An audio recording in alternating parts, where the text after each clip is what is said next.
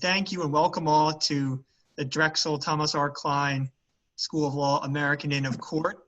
This would normally be our last meeting of the year. Actually, we had to bump it a couple times just because of we weren't able to do it in person, and we had to get a little creative, as we're going to talk about how to have meetings with a bunch of people at a time.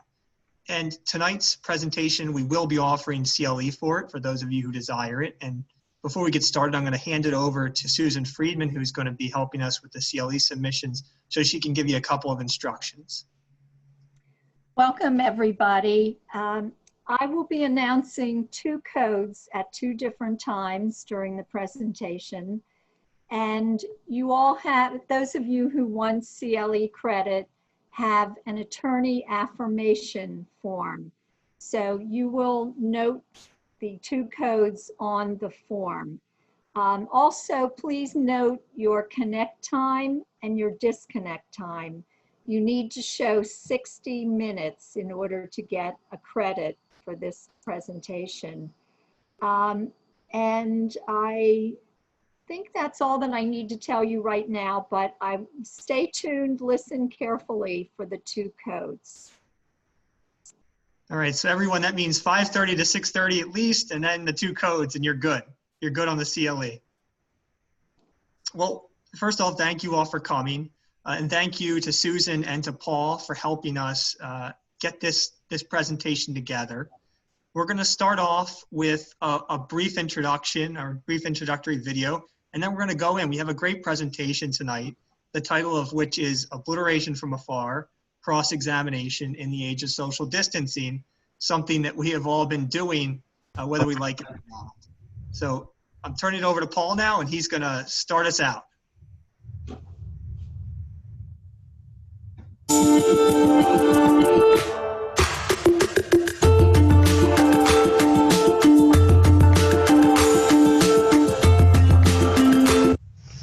Good evening, all, and welcome to the Drexel Thomas R. Kline School of Law, American Inn of Court. Just months ago, many of us sat in offices like this one and took depositions and cross-examined witnesses, thinking there was no other effective way to do that. But then, almost overnight, our world changed and required of us some more creativity. While we miss seeing you in person at our monthly meetings, we are happy to bring you this spectacular presentation directly to your backyard. Tonight's presentation is all about how to effectively cross-examine a witness while social distancing. Even if you're not a litigator, these skills are easily transferable to other contexts. Thank you to our executive committee members who are presenting tonight, and without whom this inn would simply not be able to function.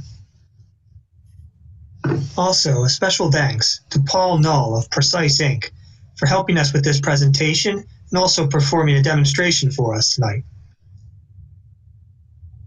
Further thanks to Susan Friedman, who's helping us submit this presentation for CLE credits for our members. Before we get started, a few clerical matters. Our meetings will resume next fall with dates to be determined. We welcome all new members and feel free to invite anyone who you think might want to attend. We will remain flexible in our format. Please follow the instructions you will be given on how to receive CLE credits. Also, please email me with any questions or comments regarding this program or about the inn. My email is below, and my name is Scott Berger. Feel free to hang around after tonight's presentation to catch up. Also, we welcome participation during the question and answer periods that will occur throughout tonight's presentation. Thank you all, our loyal members and guests, for attending tonight. The presenters will introduce themselves as they appear. Thank you, and on to the show.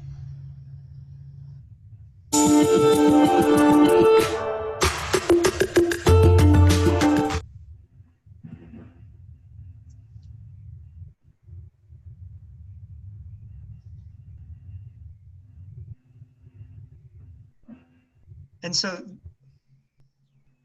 the interesting part about that is, in the age of social distancing, you could even upgrade me into a cartoon. You know, many of you may have preferred that, but in SimCity, they actually have barbershops that are still open. So I guess they have an advantage there. Our first segment tonight is going to be presented by Judge Bernstein, who I had the honor of clerking for, and so did some of our other members in this inn. And he's going to talk about some of the commandments of cross-examination as modified for the age of social distancing. And Paul, why don't we play that segment? Welcome to our virtual Inn of Court virtual presentation. 2,500 years ago, the Greek philosopher Heraclitus said, "The only constant is change." As counsel, it is our job to guide our clients through these certain changing times and therefore to prepare ourselves. Whether we ever get to the point of virtual jury trials, many of us have already experienced virtual mediations, arguments, hearings, and arbitrations. Virtual non-jury trials cannot be far behind. Evidentiary guru John Wigmore truly said, "Cross-examination is the greatest legal invention ever invented for the discovery of truth." Theorize in these next few minutes about cross-examination in a virtual reality, what is lost and what is still available to us. So I've created a theoretical 10 commandments for virtual cross-examination. The only thing that we can be certain of in virtual hearings is that brevity will be necessary, and that means preparation. Mark Twain said in a letter to his brother, "Please excuse the length of this letter, but I didn't have time to make it shorter." Let's go to the next slide. Some standard demonstration techniques will be lost. Mrs. Riley, when you saw the defendants, were you wearing your glasses? Yes, I was. Over here, dear. Would you mind putting your glasses on for us, please?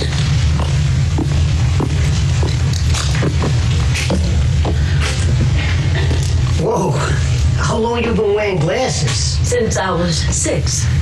Have they always been that thick? Oh no, they got thicker over the years. So as your eyes have gotten more and more out of whack as you've gotten older, how many different levels of thickness have you gone through? Oh, I don't know. Over 60 years. Maybe 10 times. Maybe you're ready for a thicker set. Oh no, I think they're okay. Maybe we should make sure. Let's check it out.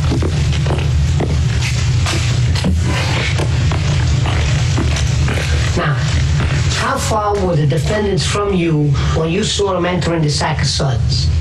About 100 feet. 100 feet. Would you hold this, please? Thank you. Sorry, excuse me. Sorry. Okay, this is 50 feet. That's half the distance. How many fingers am I holding up? Let the record show that counsel is holding up 2 fingers. Your Honor, please, huh? Oh.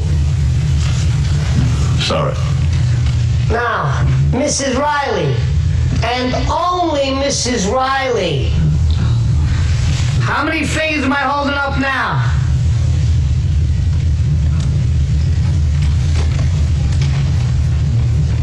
Oh.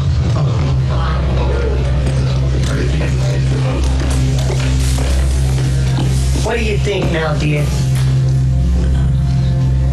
Thinking of getting thicker glasses. But we still will have important visuals.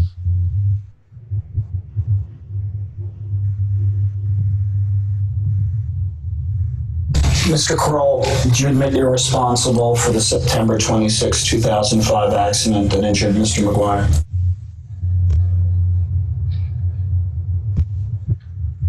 Yes. Start with realistic objectives. What do you really want out of this witness? Okay? No witness is going to die on the stand unless he has a death wish. All right?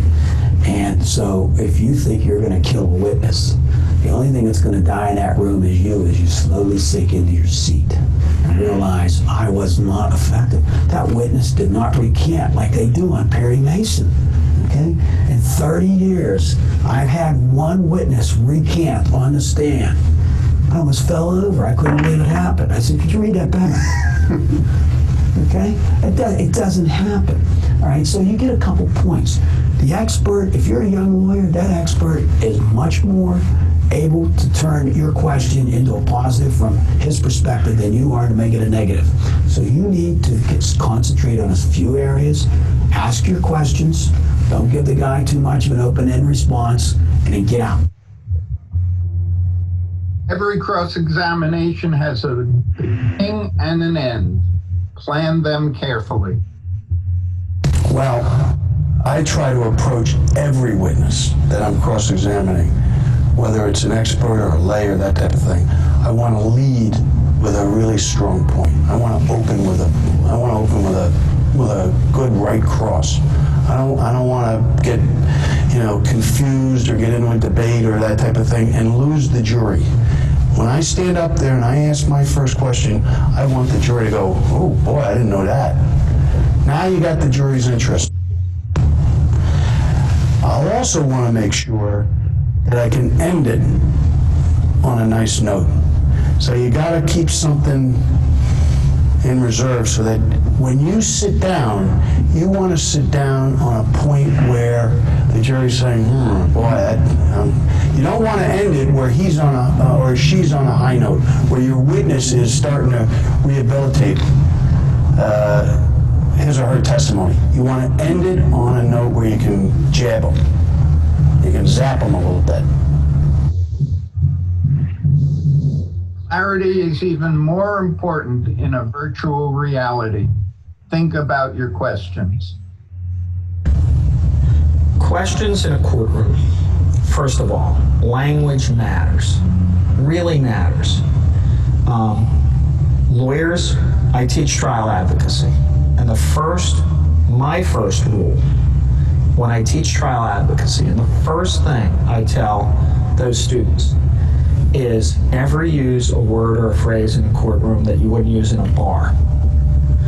Lawyers come out of law school, and I don't know how it happens, like talking this foreign language. I'll give you an example. Where were you prior to the accident? Are you kidding me? If I walked into a bar and said to my buddies, hey, were you guys playing softball prior to coming to the bar? I said, what? What are you talking about? Rather than, hey, what were you guys doing before you came to the bar? Or how about this? Have you ever had occasion to do whatever? Have you? No normal person. Hey, Bob, have you ever had occasion to visit City Hall? I'd be like, what are you talking about? Know the areas that you're going to attack. Facts, assumptions, peripherals, like how much someone is getting paid.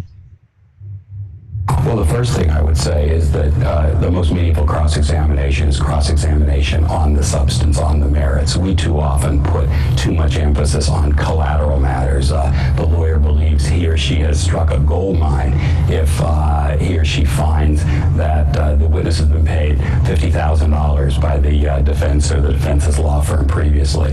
When juries can get over that very quickly, it's of some importance, but not the kind of importance than attacking the subject on its merits. So what I do is I look through the tree, as we've just described it, the family tree, if I might describe it here today, and look first to what the author himself, the expert, has written as an author.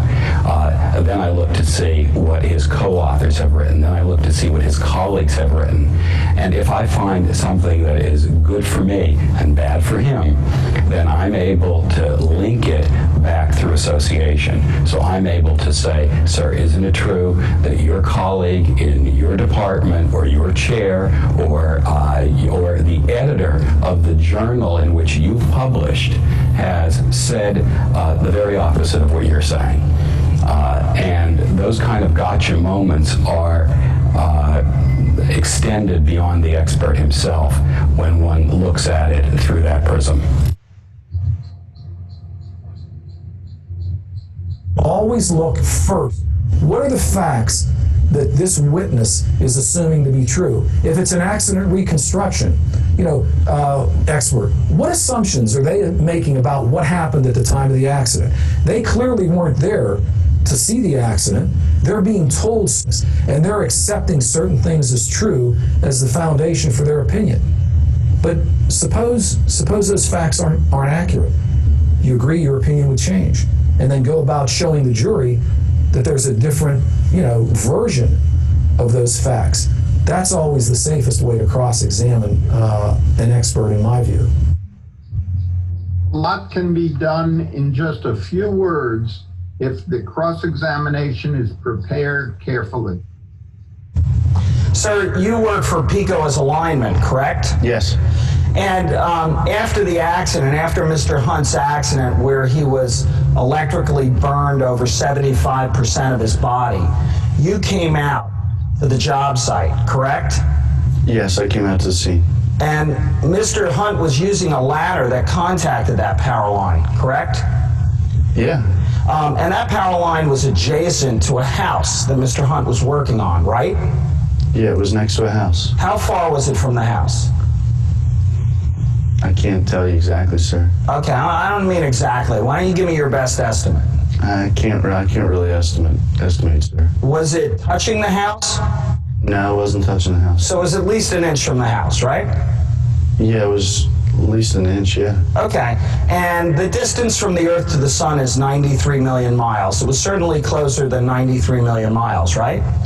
Yeah, it was closer than the Earth to the Sun. Okay, so now we have an estimate at least of an inch to 93 million miles. Now, can you give us any better estimate than that, than the power line was somewhere more than an inch and less than 93 million miles, the distance from the Earth to the Sun? No, I can't give you an estimate, sir. Okay, so trying as hard as you can't do any better than this power line was more than an inch and less than 93 million miles, the distance from the Earth and the Sun, right? No, I couldn't give you an estimate, sir. Okay, that's the best you could do, trying as hard as you can, right? Yes, sir. And is that as true and honest, that answer, as everything else you've told the jury today? That's true and honest, sir, yeah. And as true and honest as everything else you've told the jury today, right? Yes, sir. Nothing further. So here again are my theoretical rules. As we gain experience with virtual law and virtual cross-examination, our practice will get better and better. There are a lot of things that are the same, and I'm sure there are a lot of things that are going to be very different. Thank you.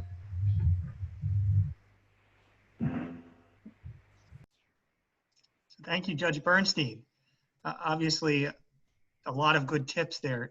Before we go any further, Susan, do you want to jump on and give everyone the first code for tonight? Code is one word. It's summer. S-U-M-M-E-R. I'll repeat that a couple times. Summer. S-U-M-M-E-R. And you should write it on the attorney affirmation under the first code. So just one more time, summer, S-U-M-M-E-R. Thanks, Susan. So what Judge Bernstein just showed us is that certain things are going to be accentuated in a distance or virtual cross-examination. You have to be prepared. You have to know what the substance is that you want to attack. But certain things you're going to lose. You're not going to be able to use certain type of visuals or certain types of demonstrations as easily.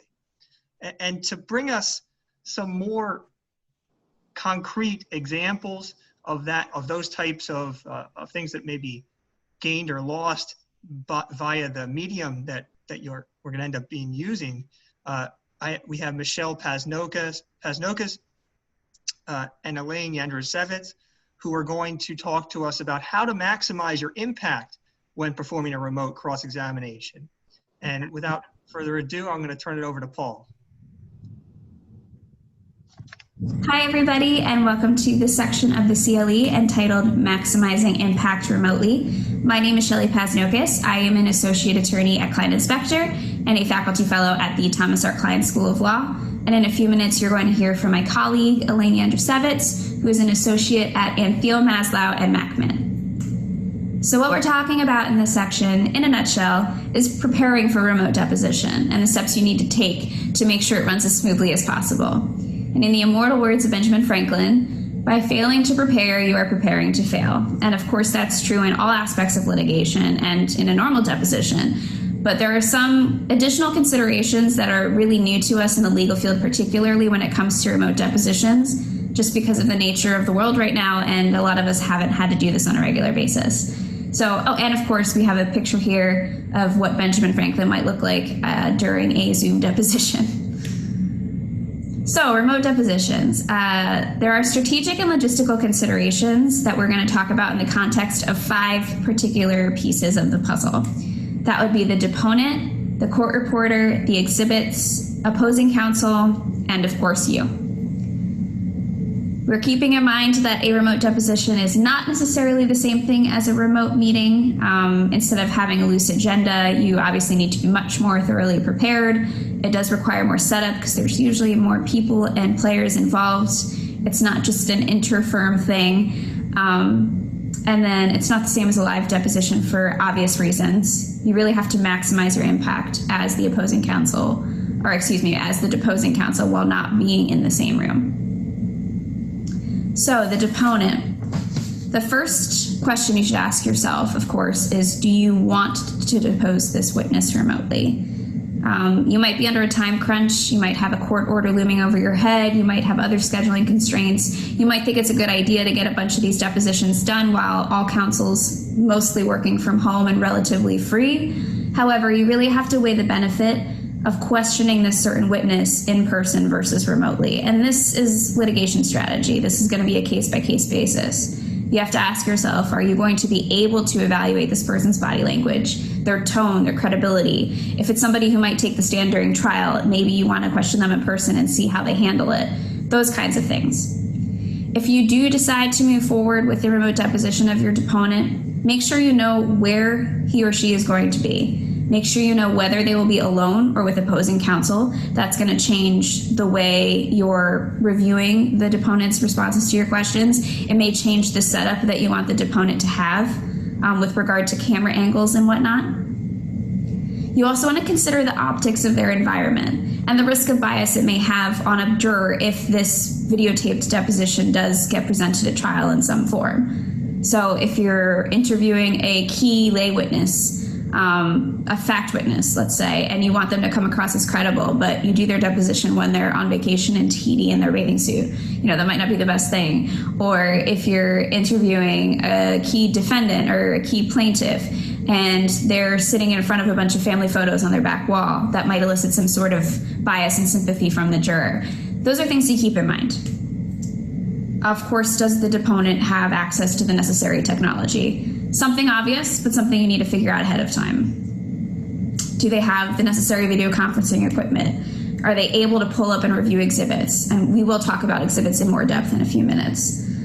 Do they have a stable internet connection? Obviously, significant lag can derail you when you're on a roll with questioning. It can obscure objections, which might cause issues down the road, etc. With all these things in mind, for a remote deposition, you might not want to use your standard notice of deposition. You might want to augment it to consider some of these key issues. Next up's our court reporter. Of course, the first thing we ask with the court reporter, same thing with the deponent, where will the reporter be located? A lot of companies are having the reporters go to the deponent's location, sitting 6 feet away, following CDC guidelines, making sure they're asymptomatic, etc. And if they do so, that might be a way to reduce the risk of the deponent not having the necessary technology, such as a webcam, and also will make your life easier because the court reporter can bring exhibits. However, if they are also remote, which is also happening, it could affect your ability to administer the oath, introduce exhibits, all that fun stuff. You need to make sure that the court reporter also has the necessary technology to be able to see and hear everybody. And something that might be a good idea if the court reporter is also remote, or maybe even if she's not, ask her at the beginning of the deposition while all the participants are on the call to describe exactly how the deposition is going to be conducted and what each participant should do in the event they lose signal or connection with the deposition. And that way you cover all your bases, everybody's on the same page. The next question is, can the reporter administer the oath remotely? Some jurisdictions absolutely require you to have an in-person swearing in. However, they have issued or lifted orders allowing such a practice where it might otherwise be prohibited. So you want to make sure you're checking your local rules, even executive and judicial orders. And you also might want to have written confirmation that opposing counsel has agreed to waive the in-person oath requirement. This actually hasn't turned out to be as big of an issue as many people anticipated in the beginning of stay-at-home. For example, in Pennsylvania, pretty early on, the governor approved the request to suspend physical presence of notaries who are court reporters or stenographers participating in criminal, civil, and administrative proceedings. Of course, this suspension of the in-person requirement, at least in Pennsylvania, is temporary for the extent of the disaster emergency, and I imagine is similar in many jurisdictions across the country. So you really have to stay on top of what's going on in your specific jurisdiction. Probably the most complicated piece to the puzzle, at least with regard to remote depositions, are the exhibits. And the first question you're probably asking yourself is, should you send them to the witness beforehand? There are, of course, upsides to this. It ensures the deposition will run smoothly, at least with regard to the exhibits. It avoids the potential for objections and resulting pitfalls. Nobody loves Zoom calls where everyone's arguing on top of each other. It's never fun. But the downside, of course, is that it tips your hand to the deponent and opposing counsel, which may or may not matter if your exhibits are already marked from previous depositions. With that being said, can you or the trial tech display the exhibits in real time? This is certainly an option. It's a little bit more complicated, maybe less so if you do get a trial tech involved. But you can introduce and screen share exhibits while you are questioning the witness. The upside to this is that you confront the witness with an exhibit just like in a live deposition, and you get some of that surprise and drama that you might be looking for. The downside, of course, is if the technology fails, you might not be able to use the exhibit at all. So if the technology does fail, you just want to make sure you're reserving the right to adjourn the deposition, but you can also try to get creative with it. One interesting solution that I found when I was searching online was that one attorney suggested you mail the exhibits to the witness in a sealed box with instructions to refrain from opening them unless you're told to during the deposition. That might be a good backup plan. Of course, there's a lot of honor involved there and trust, so that's a whole other can of worms, but it's something to think about.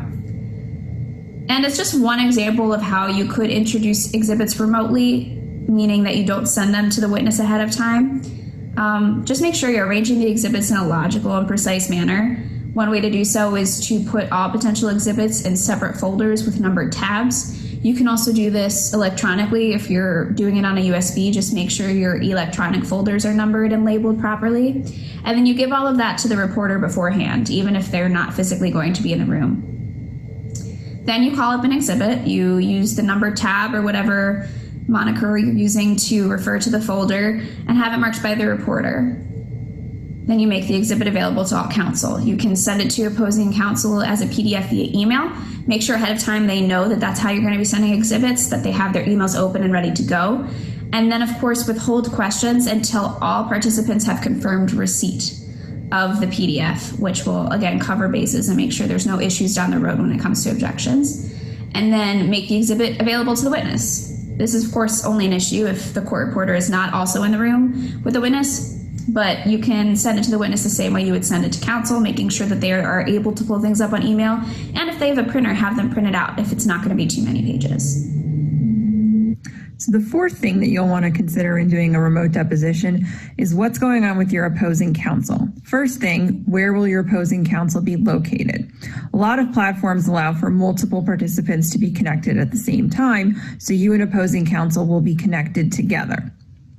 You'll want to make sure that your opposing counsel has the same considerations with regards to their internet connection as you do and the deponent. So if your opposing counsel has a slow internet connection or a bad background, or they don't have the same access to the exhibits or the same technology, those are all considerations that you'll need to keep in mind. Second, you'll need to make sure that you're able to see and hear the opposing counsel. Again, you'll want to consider if everybody appears on the screen at the same time. A lot of platforms have something called gallery view that I'm sure we're all familiar with. It's the thing where everybody appears on the screen at the same time, kind of like the Brady Bunch style, so you can see and hear everybody at the same time. It simulates a live deposition, so you can see when somebody's trying to object or they're trying to communicate with a witness, similar to if you were all appearing in the same room together. If everybody is appearing on screen together at the same time, don't forget to mute your microphone if you're not speaking or objecting. This way you eliminate background noise, distraction, and confusions depending on everybody's location. The fifth consideration that you have is what's going on with you during the deposition. Where are you going to be located? You have the same considerations as everybody else with respect to your internet connection. How is your internet speed and your sound so that everybody can see and hear you with a minimum of lag time and sound issues?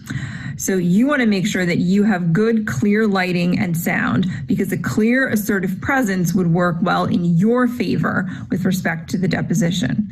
Second, you want to make sure that you have good substance over form with respect to your questions of the witness or deponent. Since there could be issues with respect to the technology, hopefully not, but there could be, you want to make sure that your questions are planned out in advance so that they're easy to understand by all parties. The deposition is going to necessarily be less dramatic than a live in-person deposition, but you want to make sure that the content is planned out in advance so that you have control over the situation as much as possible. The final thing you want to keep in mind is that your voice is going to be very important to make sure that everybody can understand you clearly. We have a few final considerations for you. First, always make sure that you test the technology before the remote deposition. This is especially important if the deponent is also going to be in a remote location.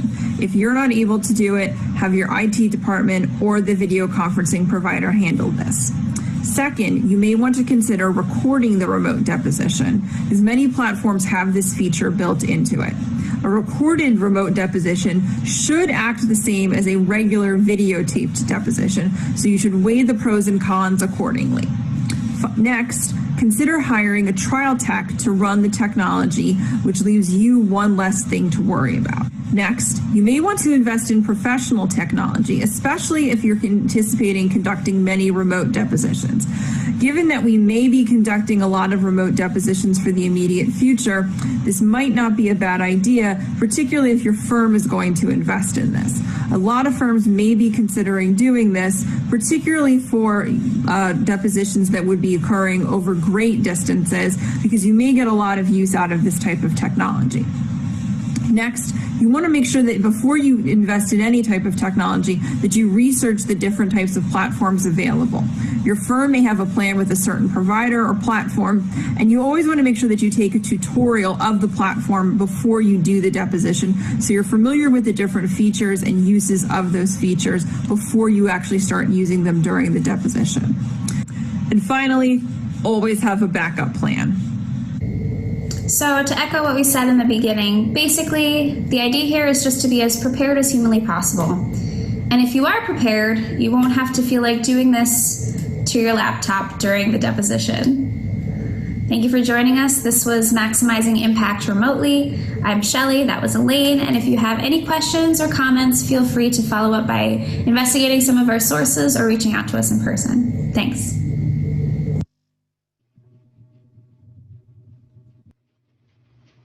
So Shelly and Elaine did a great job, researched a lot of issues and came up with some great pointers.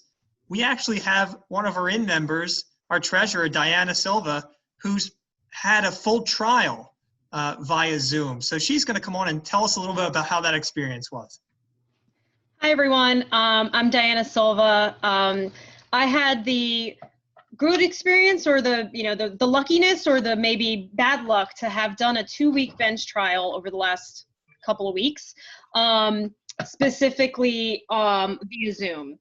And so one thing I was joking around when this started is you're seeing what my background looked like, although I did go into my office on certain days. Let me just give you a couple background things about what the heck this was about before you guys see some real clips of cross-examinations of an expert witness I did in this hearing, the opposing expert, and basically got him to recant and change his entire expert report on the stand. So you heard Judge Bernstein talked about the principles of cross-examination.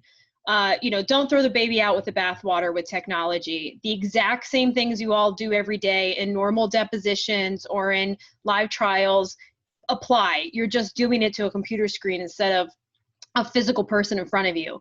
And Zoom and other softwares like this, you would think, oh, it's detached, I can't read the witness, but just like you guys are seeing me now, everything pretty much felt exactly like the person was sitting in front of me. So that kind of demeanor and what did the person do, just like a videotape deposition or you're in person, all that came across. And you'll see an example of that where the witness, after I kind of eviscerated him multiple times, he put his head in his hand and sort of says, oops, so I did it again. And so that came across even via Zoom. How to do things remotely. I'm going to tell you about the Kline and the trial, but we talked about this and it was literally a COVID imposition. You have to think about everything that everybody just talked about your computer software. Where are you? Where is your tech? Where are your paralegals? My firm did it all spread out. Some of us were in our homes, some of us went into the office as an exception under all the different COVID rules that applied in the counties. But where are you gonna be? How quiet is it? Who's around the background? You'll see a fun clip of one of the days that I was not primarily responsible for questioning a witness, and I did it on my couch in my living room, and my 4-year-old decides to join the trial. So don't do that. Let me tell you how it actually worked for me. So just like we're doing right now, we lived for 9 days, 8:30 in the morning till sometimes 7 at night, straight through, because there was no jury, sometimes very short breaks on Zoom, just like you're seeing it today. The case is a very unique, I practice environmental law. I do environmental litigation, and I typically represent the regulated community. So large scale industry, large scale real estate developers who have an environmental issue. My client in this case is known as, not uniquely, Delaware River Partners. And what they're doing is they're building, any of you from New Jersey, they're repurposing a historically contaminated brownfield property in Gibbston, New Jersey. And they are making it into a state-of-the-art marine terminal for shipping anything from what is really at issue in this case, which nonprofits don't like, natural gas extracted from Pennsylvania, to Amazon products, to produce. They're making an entirely new marine terminal on the Delaware River. Currently in construction. If you look across the river from the airport, you'll see a bunch of construction going on. That's this project. So there are, as you can imagine, anybody who's ever even thought about doing environmental law, and one of our fellow board members, Lindsay, and me do this for a living all day long. She also does environmental law. There's an alphabet soup of approvals you need for any kind of contaminated site, any type of redevelopment. It's very complicated. One of the bizarre agencies that you need approvals for, and I say bizarre because this was this agency's very first evidentiary hearing ever, is called the Delaware River Basin Commission, DRBC. And what that is it's an interstate compact set up by Congress between all of the states where the Delaware River is located. So New York, Pennsylvania, New Jersey, Delaware, and Maryland. And so what it is this agency that sort of is the entire purpose of the agency is thinking about the Delaware River Basin and water quality. Now, as you can imagine, every state that touches the Delaware River has their own Department of Environmental Protection. You have EPA, you have all these other, U.S. Coast Guard, the Army Corps. There's literally 30 approvals this project needs to get from township solicitors and everything. The last piece in the puzzle is this thing called a docket. So not to bore you with environmental law, because we'll be here all day long, but this trial was a challenge by a nonprofit group, some of you may know, is called the Delaware River Network. And what they are is it's a nonprofit who is a steward of the river. So their whole MO is to protect the water resources and the ecological concerns of the Delaware River Basin in all those states. So they're challenging this redevelopment on a lot of grounds. Any ground you can think of. That's kind of how these environmental cases work. And so the issue is our client is currently in construction and needs to do a dock. They're building a dock in the middle of the river for boats to come up and down the river.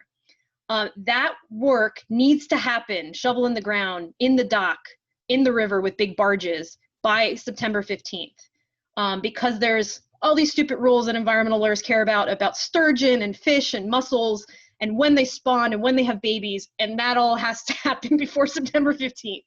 And so as a result, there was no option for our client to not have this trial. And so it was originally scheduled in May, in person in Trenton, New Jersey.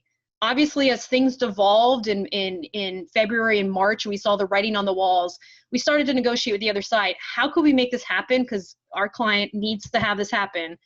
And my client did not want to have it remotely at all. And we basically came to terms with it. And so we set it up via Zoom.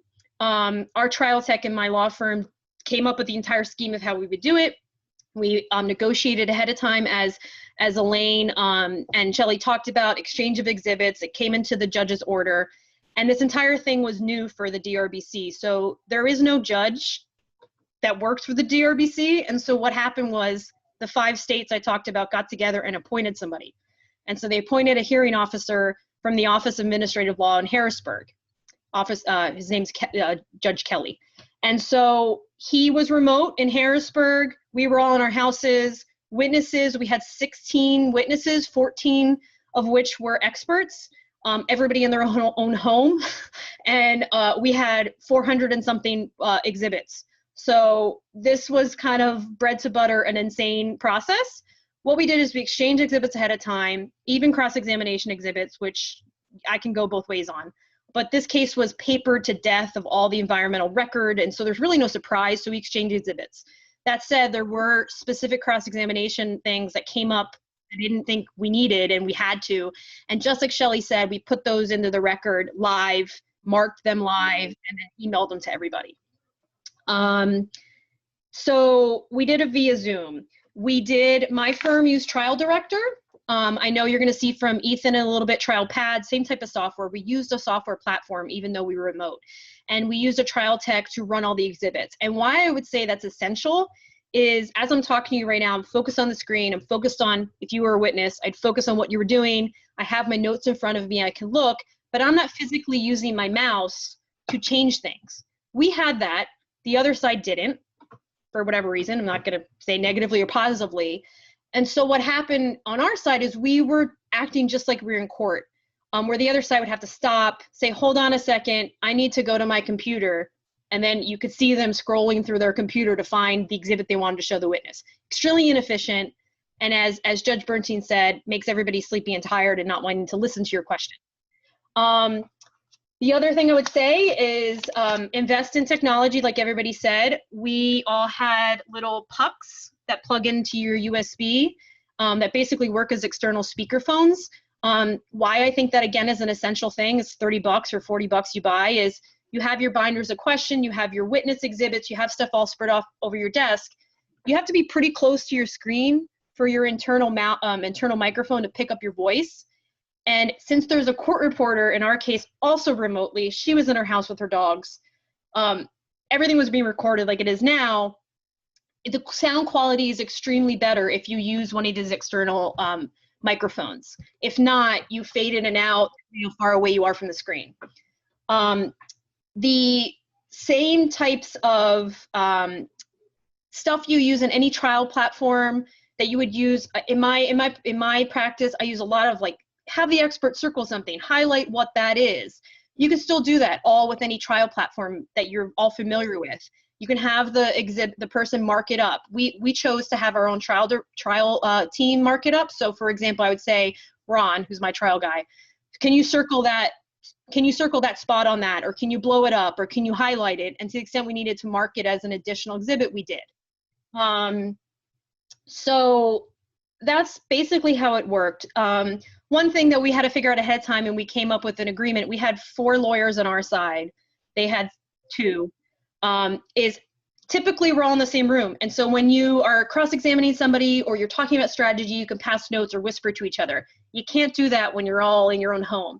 We did a text chain. So we made a group, because you also don't want to be looking, the only thing you should be focused on is your screen, your Zoom, what you're doing with your witness. You don't want to pay attention to emails. And so we had a text, you can't see where my phone is right now, but if I was doing this, we texted each other, hey, go back to that question, or hey, ask this issue. And I could look down quickly, it looks like I'm looking at my notes, but really I'm confirming with my co-counsel. That's kind of what I would say is the other thing that is pleasant. So the good part, you can do it in your own home. You can use your own kitchen and, you know, restrooms, and you can wear what looks like a very professional outfit, but you're wearing flip-flops and no one knows that you are. So just be prepared for that. I echo what people have said on backgrounds. One of the opposing experts had a sunset in the background, like a stock image, and he looked like an idiot the whole time, frankly, and people were laughing at him on Zoom. So everybody else sort of had generic like I am right now. So the first clip I'm going to show you is a day that I was not questioning a witness and not responsible for a witness. So I sat in my living room, just like I am today, with a t-shirt on, with a suit jacket, and forgot I was on Zoom. So Paul, if you could play this. I won't run you through the whole list, but and it's fair to say that that was transferred over to the commission when the compact was created and the commission was created. So as you observed, I forgot I was on video. Most of the time I took myself off video, just like everybody's instructions were at the beginning. But sometimes I'd have to interject, and so you have to quick toggle the video, and I just sort of was dazed, and it was after 2 days of testimony. I was like sleep. And I had pretty quick reflexes and turned the video off. But so pets, toddlers, you know, adults, husbands, and people lawn mowing came in and out of the background, and that got onto the record. Like, oh, hold on a second, let me shut my window. So just think about where you are and try to have the most appropriate place possible. You can see, I'll just pause here. So court reporter in this image is in the top left corner. Judge is the young gentleman below her, and then there's the witness who's in the center. And you'll see from my next questioning, sort of Zoom does it for you, but our trial tech also would pin people so that the court reporter, the hearing officer, and the questioner and the witness were always visible on the right-hand side, sort of like I'm visible right now where you see this image. So the next, let me just set up, okay, so this was a cross-examination of a hydrogeologist. Okay, boring, I know, for everybody. And I had to explain it to a hearing officer who knows nothing about environmental law and knows nothing about hydrogeology, knows nothing about anything. So I set up probably 4 hours of questioning before, which you're going to watch, to explain hydrogeology and geology beneath the feet of your house, you know, where you're sitting right now, as a layer cake. And there's a chocolate on the top, and there's frosting, and that's clay, and there's different zones, and it all had to do with groundwater remediation at this historic brownfield property that my client's redeveloping, and whether or not the groundwater treatment system that is DP approved, EPA approved, everybody approved, is working. Their contention is it's not. We have 30 years of data to show it is, and I got their hydrogeologist to admit that everything in his expert report, including him drawing arrows on his own, on submitted figures to the DEP. He said, nope, you submitted that to DEP, other consultant for the company. It's actually going the opposite way, and here's why I'm so smart. So the principles of cross-examination, you're a young lawyer, you don't know what you're doing, use the expert on your side to explain how to do it. That's what I did. He taught me everything in a couple days, and I was able to target up these questions and doing the exact same thing you would do in court. Which way does something go? Point your arrow. And got him to admit everything he wrote and every conclusion in his expert report was wrong. It was quite shocking. I don't think I'll ever have this experience again, but it's captured on video for all time. So you will see the clip where we talk about how everything he leads to his conclusion is wrong, and then he recants on the record. So Paul, if you can prove the next, push to the next clip. Oh. Can you tell me first, before we move on to show you where these are, what do the positive or negative numbers here mean? The negative number is elevation below mean sea level. So in other words, the water level, if you, just for sake of argument, say the Delaware River is mean sea level, these means that they're below mean sea level by 1/10 to 2/10 of a foot. Okay. 3/10 of a foot. Is that the depth of that well screen we're talking about, or is that the actual water level? That's the actual water level where the water rises up to into that casing we talked about. Okay. So it's the casings are down to minus 100 feet, and these wells are down in the minus 100 and 120 feet, but the water is still rising up into those casings all the way up to close to mean sea level.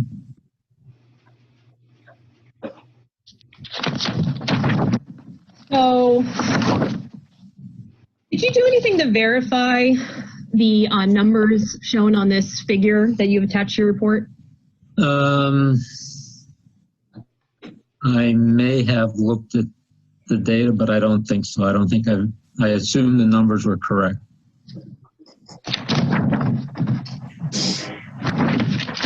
Okay, so now that we've looked at the data and we've done this math and we fixed the typos, which way does your groundwater flow arrow go? Well, it's going to have to flip around because MW 09, M01, M2 has now got from the lowest to the highest water level. Okay. And so, go ahead. Oh, so, basically based on their typos, it's a different interpretation. Okay. So would you agree now, looking at the actual data, with the benefit of that, and these typos, which, people make typos, that your interpretation that the groundwater is flowing away from the treatment system to the east is wrong? You said flip the arrows towards the treatment system, right? That's, in this particular case, yes. Okay. So in your rebuttal report, where you were focused on this map and you underlined and you said, this map shows strong evidence of containment having failed. Do you still make that statement?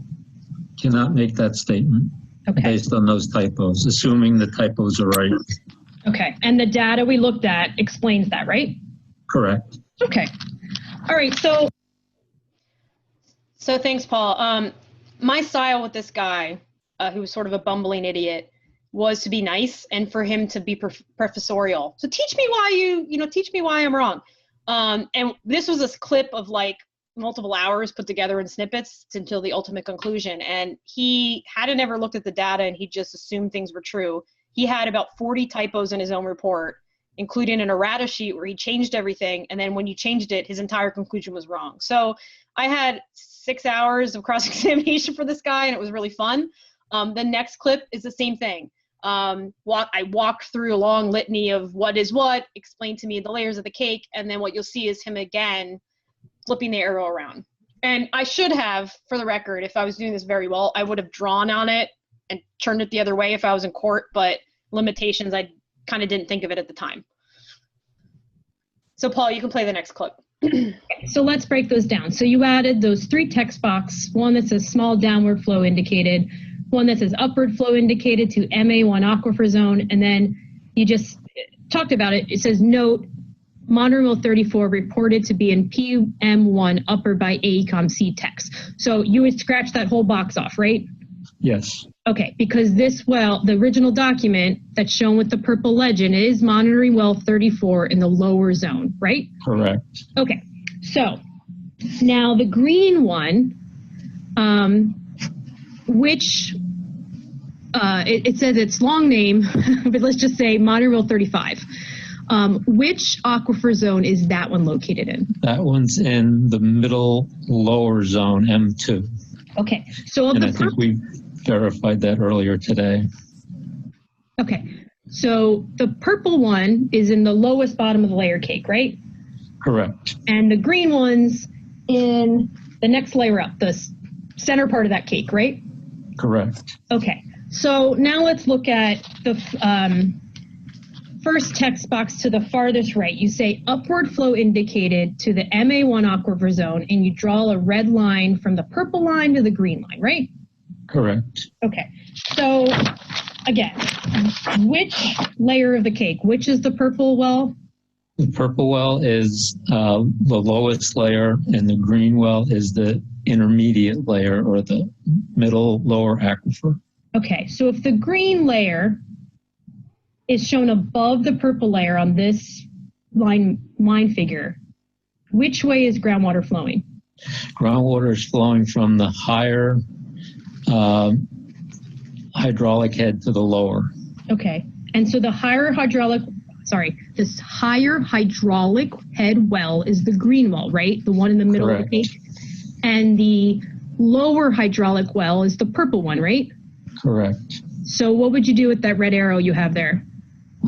I think we ought to flip it. Okay. And then if we went to the next one to the left, it said small downward flow indicated. Yeah, I got them backwards again. So thanks, Paul. So again, just with the same techniques we all learned in law school, explain to me, walk me through the document, proffer the exhibit, you can do the exact same thing via Zoom, and it works exactly the same way. In other circumstances, I had like 30 clips from this trial, and I'm not going to show you, but in other circumstances, I circled things and blew it up and showed the witness and all that. So you can still do that, just like you would in court with trial software. You're just doing it remotely. And I think what Judge Bernstein point was about the demeanor of a witness. I think you all saw, he put his head in his hands a couple times. He went like this. He's like, ugh. So I at the end, at least my side, and there was 3 parties, and sort of co-side said, oh my God, this guy's done. He's dead. And I hope that everything that he said is going to be just thrown out. But thank you so much. I'm happy to have any questions either at the end of this or later. I'm going to do this again in about 2 months, so I may be the expert at this point. Thanks, Diana. Certainly, you did a great job there, and you've had a significant experience. And it goes to show it can be done. You can obliterate a witness from afar. Yeah. You did it. Thank you. So at this point, we've talked a lot about some of the dynamics of how some of these cross-examinations will go. Now we're going to talk a little bit about the technology. And I'm going to turn us over to Ethen Ostroff, Keith West, and Paul Null to talk a little bit about that in Remote Depositions 101.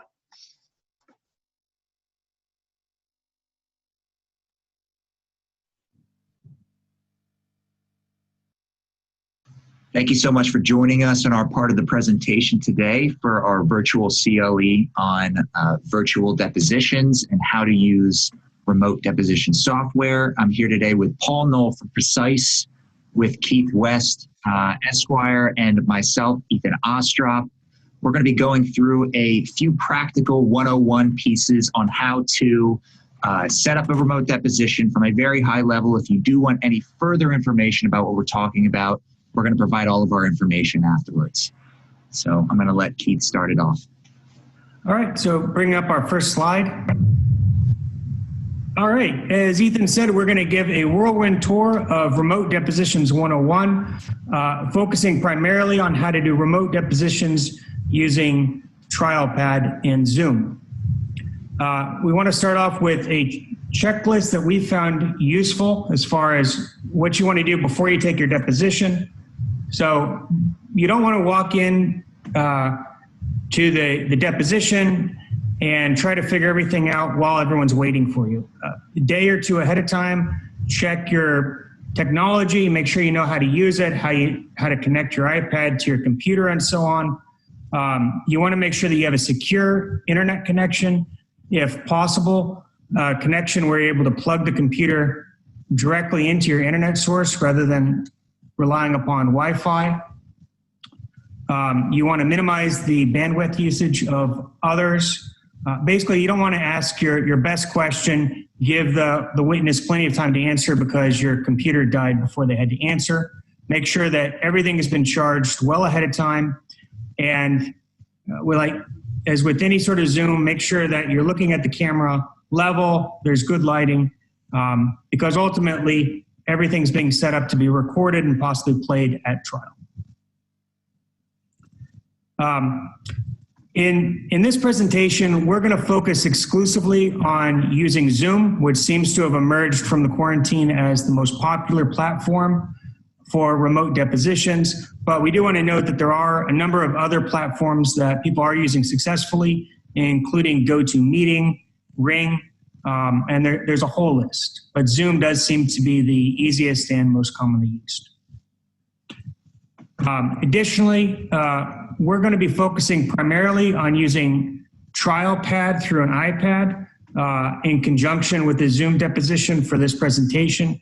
But there's a whole host of apps that are very useful. If you're using your iPad, any app that can play on your iPad can be used in conjunction with the Zoom deposition.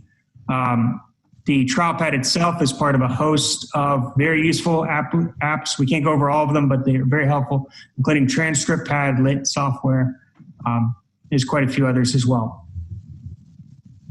So a few basics that Keith already touched on. Number one, good lighting. I actually have a ring light right here. Putting it on my face, it makes it a little bit easier to see me. Basics of TrialPad.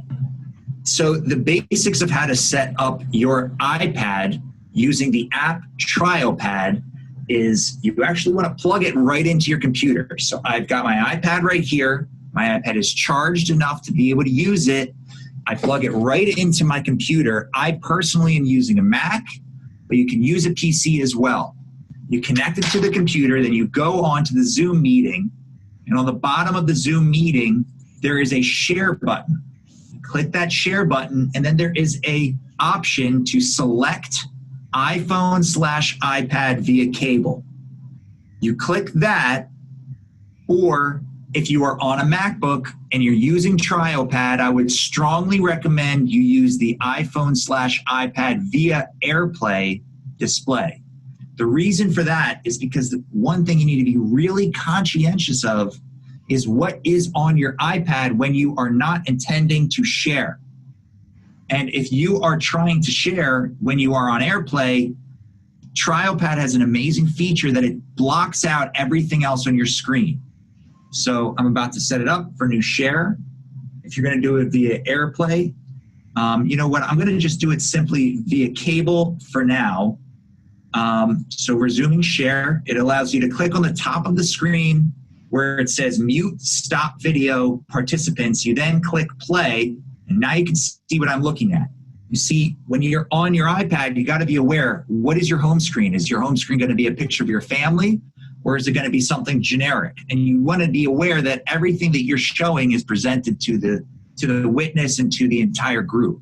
So if you are on TrialPad, you go through your case, you can organize your documents, but if you were presenting through AirPlay, it wouldn't actually show all of these things. It would only simply show what's on the bottom here, where it says on the bottom of output, blank, freeze, and present. It would only show what you have on present. But right now, since I'm connected through a cable, it shows everything. So what you can get in terms of benefits for this, let's say you wanted to show a exhibit. You can call out a certain part of it. Okay, that anti-tip bracket wasn't installed right. So a boiling pot of water fell on a client. So if that were installed right, you can focus in on it, talk about it. You want to highlight a certain portion, you can highlight a certain portion of it. If you want to redact a piece of it, let's say that the judge says, no, you can't have that part of it in. You redact it and it's gone. The jury can't see it, the witness can't see it. But again, because I'm presenting through a cable, they can see everything I'm doing. If you want to point to something, you can click laser and it'll show up on there. Okay? So if you want to write on it, you can write hello.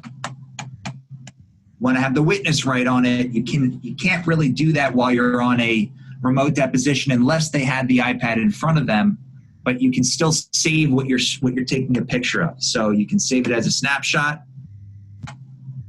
And now you have this as its own exhibit. It's its own snapshot exhibit. Okay?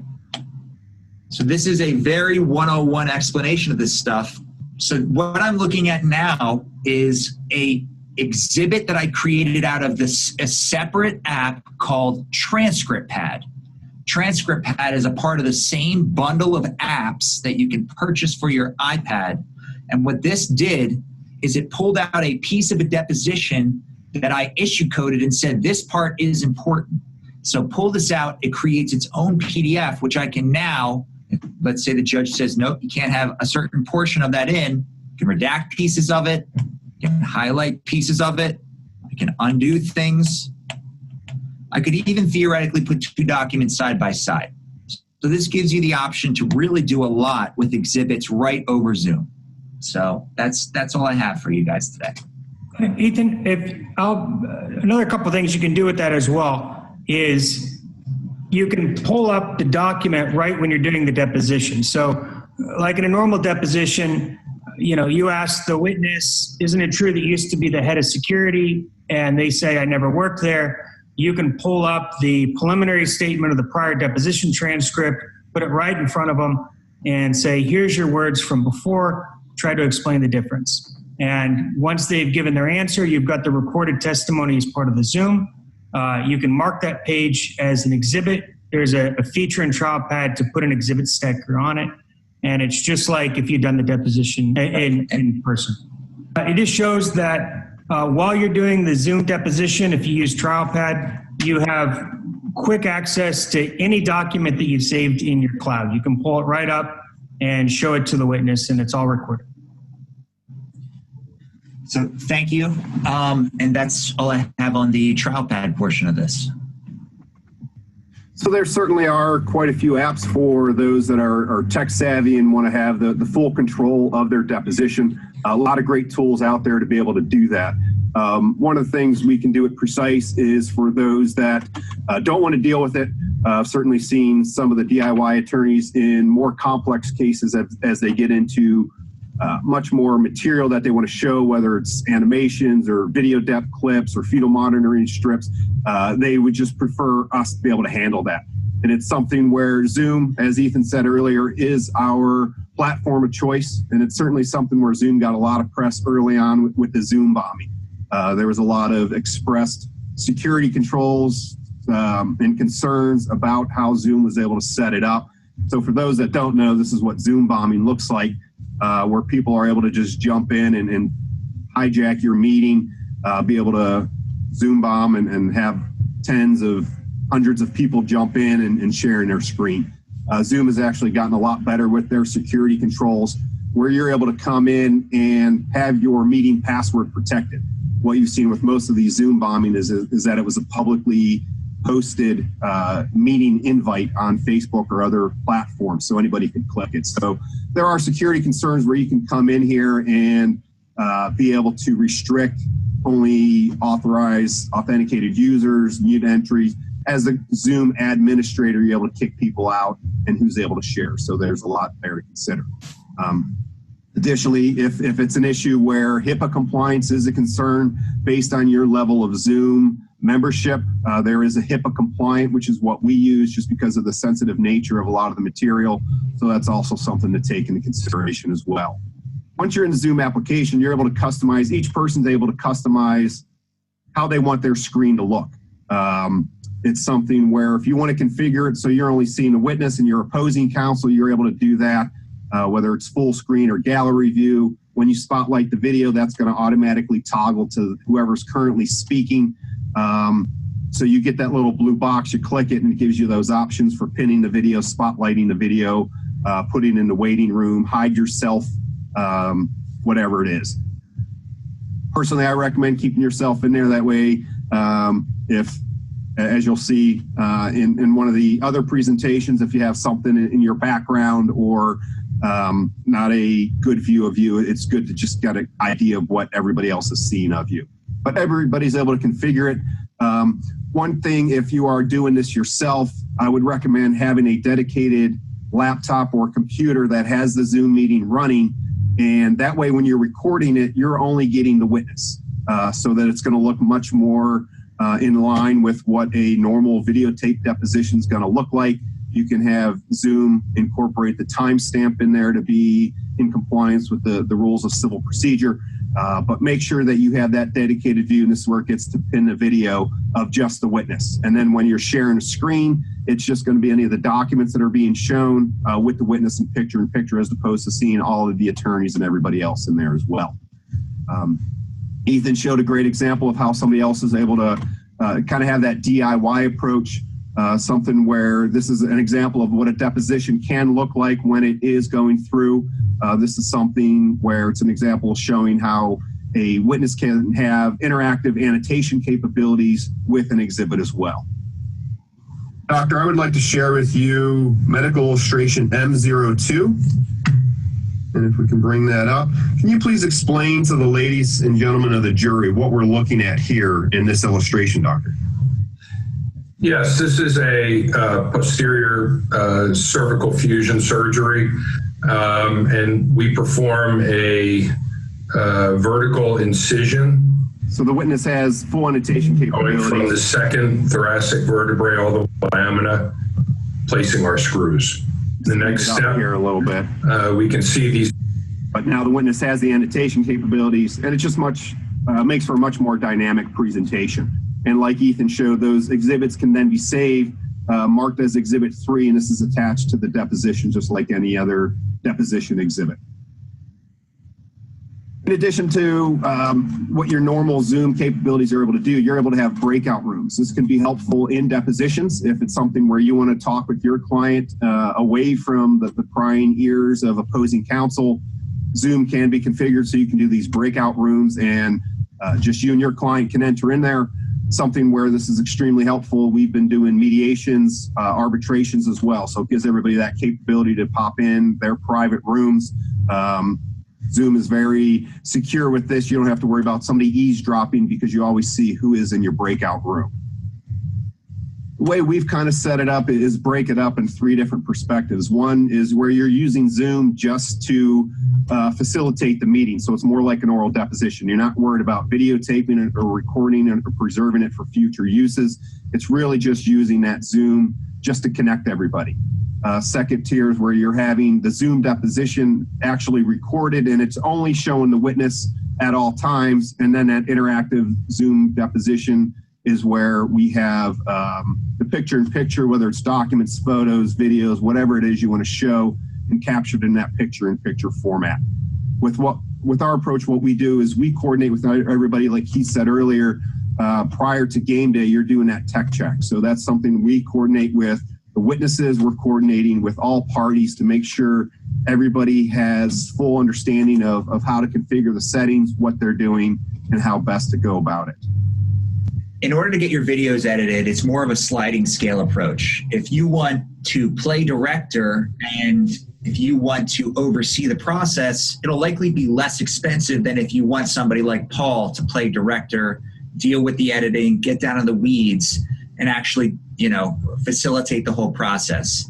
Companies like Precise, Gulcow, Magna, they will do this editing for you from start to finish as much as you let them do. But the more you have them do, the more expensive it could potentially be. So if you're maybe a smaller shop and you wanted to outsource it in a little bit more of an efficient way, you can use some of these other resources like Fiverr or Upwork to find a virtual assistant editor who works anywhere around the world.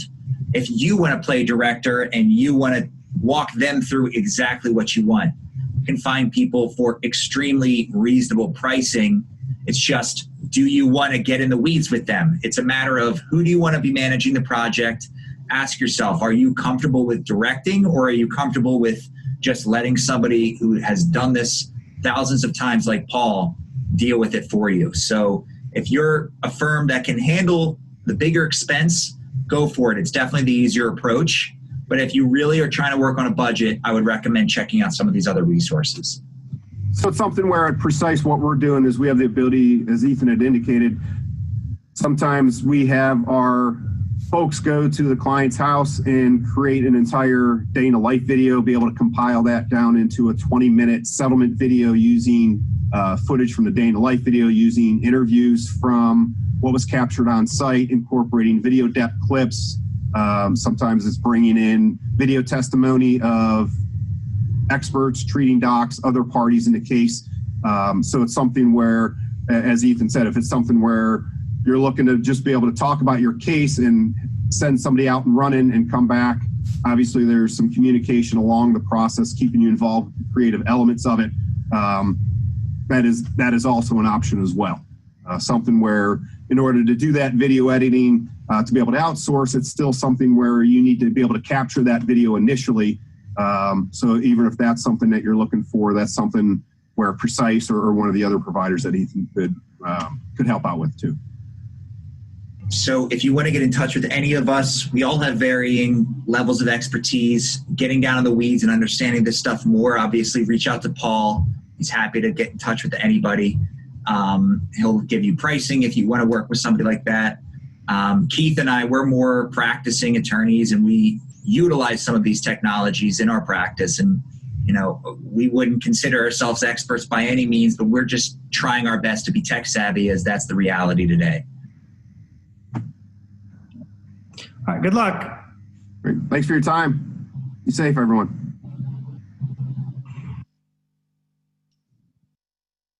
All right. Thank you, everyone. Thanks, Paul. Thanks, Ethen. And thanks, Keith. Before we go any further here, Susan, do you want to give everyone the last code so they can get their CLE credits? Yes, I do. The second code is sunshine, one word, SUNSHINE, sunshine. And you should write that on the attorney affirmation. Also, again, I want to remind you to put your connect and disconnect times. It has to be at least 60 minutes in order to get a credit. And you should email your forms to me. My email address should be on one of the forms. It's susanfriedman@comcast.net. And mail your checks to Scott. And I believe you have his address. So let me repeat the second code.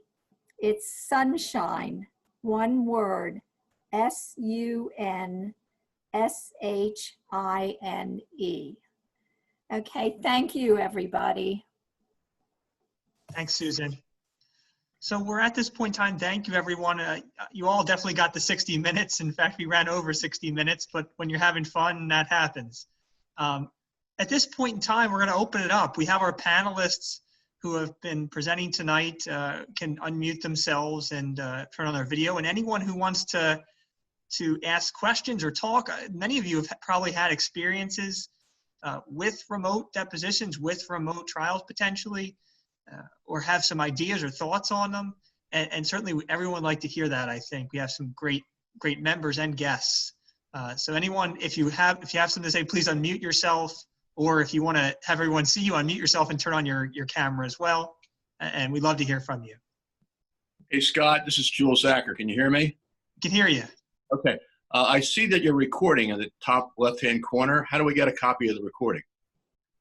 We'll work with Paul. We can get everyone copies if they want it. Okay.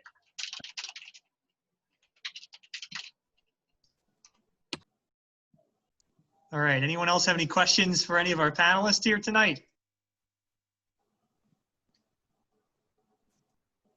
It doesn't seem like anyone has anything specific, but that's okay. Maybe we answered all the questions. I'm not sure.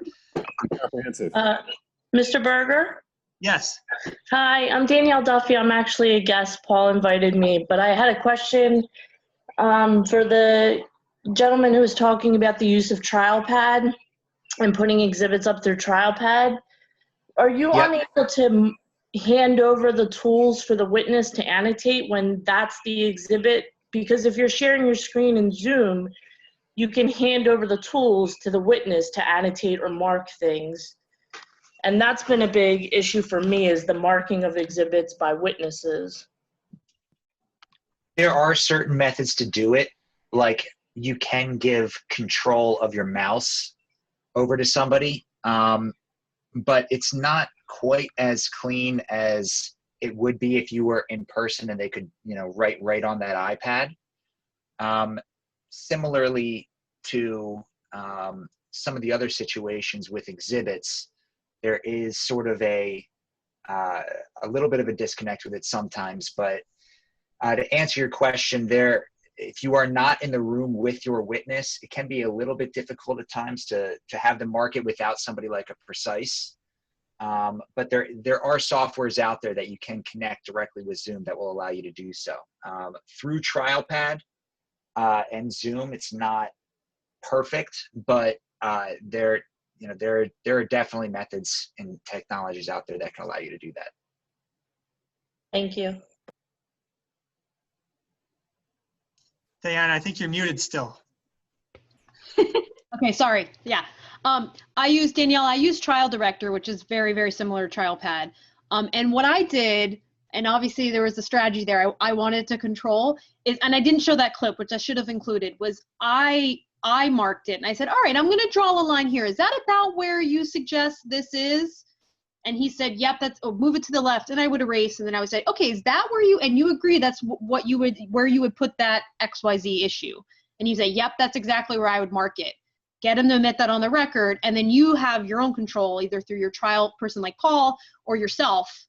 I know that's bizarre because normally you want the witness to draw it, but with the kind of weird situation we're living in, I just went through the standard questions, did the markup myself and said, how would you draw it? Draw it closer to here, draw it closer to there. And then he's now affirmed that that's exactly how he would have done it himself with the pen. That's another way. Yeah, and just a little side note, I would strongly recommend having a stylus. Don't use your finger. That's one thing that I said on there. You can really it's a lot easier to control what that mark is. I've been in depositions with my trial pad and had the witness mark things with their finger, and that was a huge mistake I learned early on. And then I started using a stylus. And, either if you are in person using something like trial pad and you want to hand them that, you can also hand them the stylus. Similarly, if you're doing it by yourself, it's a lot easier to control that mark with the stylus. Thank you both.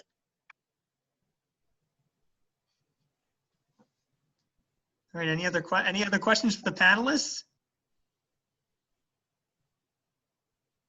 Well, I'm not hearing much. Anyone have any stories of their own where they've had an attempt at this, or they've tried it, or an experience, good, bad, or otherwise?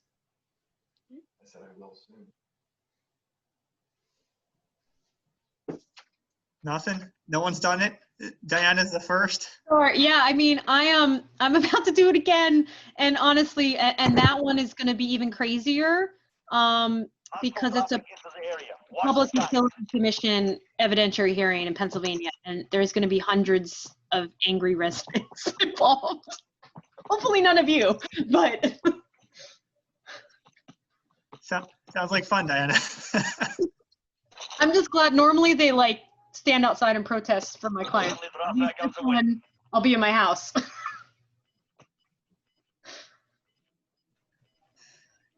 Right. Well, I can say that I want to say thank you again to all of the people who helped put this presentation together.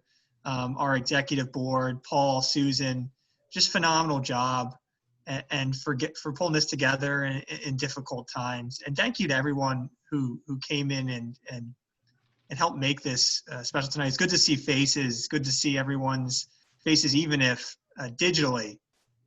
And we're looking forward to another exciting year at the Drexel Kline in a court. We have just great members who really make it a worthwhile experience, provide mentorship to young attorneys, law students, also provide CLE. So any of you who are here as guests, we're happy to have you back. We're happy to have you join. And we're happy to see you tonight. So I just want to say thank you, Paul, thank you, Susan, thank you, everyone. And if no one else has anything else, we'll adjourn for the night. Let everyone get to making dinner. Now you can't. I guess some people may be able to go out to restaurants, but I guess most of us are still in the kitchen. All right, everyone. Thank you. Thanks, Scott. Have a good night. Have a great night. Thanks, Scott. Terrific. Thanks, Tom. Thanks, guys.